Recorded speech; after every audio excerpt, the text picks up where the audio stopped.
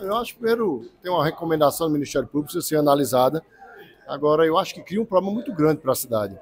E a gente não pode apagar que também tiveram contribuições dadas por esses governos e por esses cidadãos. A gente não pode rasgar a história, a gente pode construir histórias.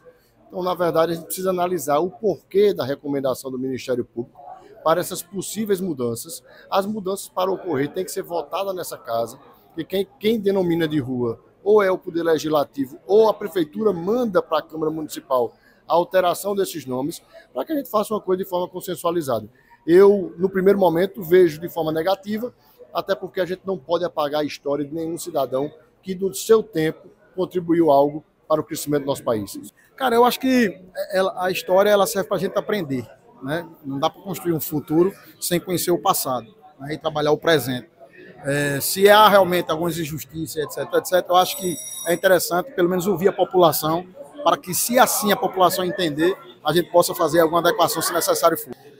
Olha, eu tenho uma opinião, na verdade, não uma opinião formada sobre essa orientação do Ministério Público, mas história é história, seja ruim, seja boa. É lógico que a ditadura é uma história ruim, isso aí não tem nem o que discutir.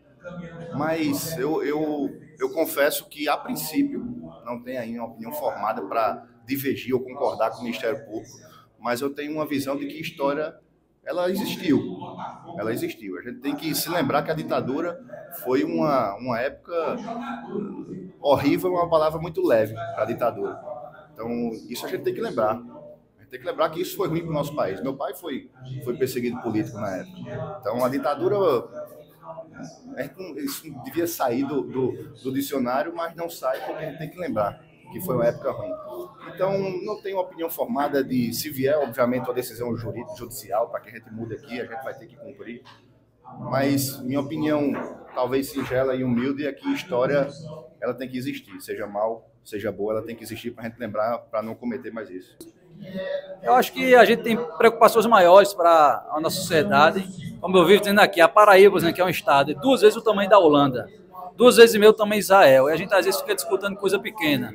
Acho que a gente tem que trazer uma discussão para a sociedade de coisas que tragam mais retorno do que mudança de nome, de jogar A contra B, coisa do passado, está segmentado. Quem mora nesse bairro, se você for conversar com a sociedade, quer aquele nome do bairro.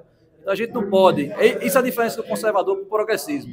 O conservador, ele observa a evolução histórica e, baseado na opinião da sociedade, ele toma uma decisão. A pessoa que é progressista, ela quer impor o ela abaixo. E às vezes a justiça quer entrar numa esfera que cabe à sociedade, cabe ao parlamento.